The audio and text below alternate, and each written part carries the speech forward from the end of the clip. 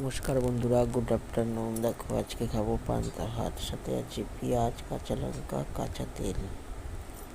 এটা হচ্ছে চাল কুমড়োর তরকারি চিংড়ি মাছ দিয়ে।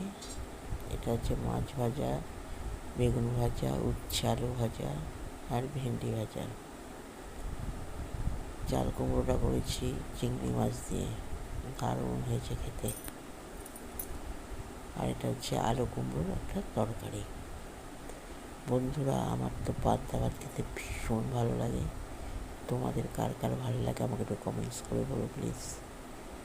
নুন দিয়ে মেখে নিয়েছি, আর কাঁচা লঙ্কাটাও মেখে নেবো, তো দারুণ হবে খেতে। সাথে আছে মাছ ভাজা আর উচ্ছে ভাজা দিয়ে পান্তা ভাত খেয়ে দেখো কেমন লাগে, দারুণ লাগে। নমস্কার বন্ধুরা, ফিরে আসবো একটা নতুন ভিডিও নিয়ে।